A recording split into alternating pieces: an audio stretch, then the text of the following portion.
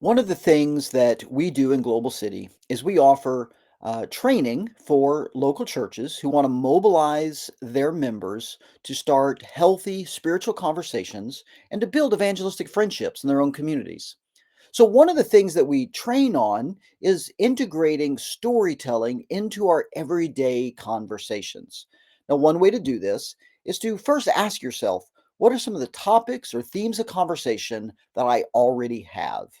And then to think through, what are some stories from the Bible or from my own life, my own walk with God, that can speak into those conversations. It might naturally integrate in a very organic way and enter into those conversations as a way to scatter more seeds, to plant the seeds of the gospel as I have these interactions with other people. And so, as we tell Bible stories, we're wanting to do something that's really important. And that is, we're not hijacking the conversation and turning it into like a sermon session, right? We're having a regular conversation with someone, and we might use a bridge phrase such as, oh, that's like a story I read, or oh, that's like something from the Bible, or oh, that's man, that reminds me of something Jesus did. And we'll bridge to the story. And here's a key thing that you have to remember because we're not hijacking the conversation. Keep it under a minute or less. This is the short version of the story. We might say this is the seed casting version of this Bible story. The longer story, the more in depth study, those are beautiful things, but this is the seed casting version. You're not taking over the conversation. You're just inserting a story that somehow naturally relates to the topic of conversation in the story. You don't want to force a story into a conversation where it obviously doesn't fit. And that's why you want to think through, what are the topics or themes of conversation I already have?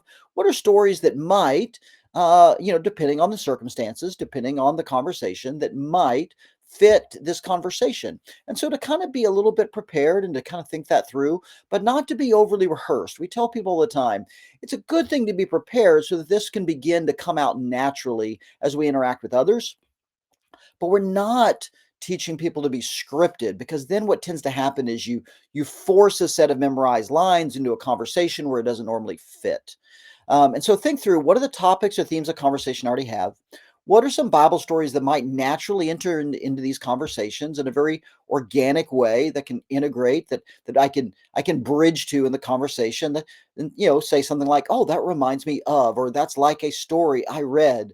And so we're able to integrate the story. Shorter the better. Definitely not over a minute.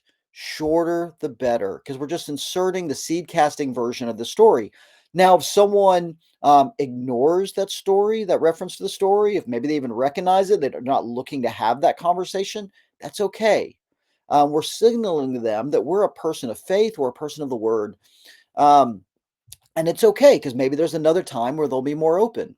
But if they hear that seed casting version of the story and it starts more conversation and they want to talk more about it, then by all means. Another way to share stories in everyday conversations is to share your story. In other words, testimony. We don't necessarily call it testimony as we're talking to people, but sharing the different things that have happened in your life that somehow point to God, that point to your walking with Jesus, your discipleship, your faith in Him, and especially the faithfulness of Christ. And so there's really two kinds of story you're sharing. One is your big story. In other words, before Christ, encounter with Christ, continuing with Christ. And if you've never written down that simple kind of three-act story, then jot down, sit down and write out that little outline. And again, the same principle applies. This is the seed casting version of your story. So under a minute or less. And in both cases, of Bible stories and in telling your story, um, everyday normal language. Sometimes church people, when we start talking about faith or talking about the Bible and going to scripture, we start talking really funny. We're quoting, century or older, old translations. We're kind of flipping to kind of a Sunday school mode and using language and words that people don't really use in everyday conversations. And so we want to keep it in everyday normal language, keep it brief as a seed casting version and everyday normal language. And one thing I sometimes tell people is, if you're someone who struggles with that, I mean, maybe you've been in church for decades. And so the idea of everyday normal language is a challenge for you. I would suggest picking up a children's Bible as training wheels, as kind of a tutorial, and just read the very simple versions of those stories. And each children's Bible is a little bit different, but the point is to learn how to tell these stories in everyday normal language. Another thing that I think is really important for a lot of folks that have been in church, most of their life or their whole life, is sometimes people have said to me, "I don't have a story." And what they really mean is they don't have a dramatic story, but they have a story. Perhaps their story is one of generational faithfulness. Will that fit every conversation? No, but neither does the dramatic story that someone else has. It's okay. Your big story fits the conversations that it fits, and it's the seed casting version. The longer versions of your story are wonderful. This is the seed casting version. So keep it brief, keep it in everyday language.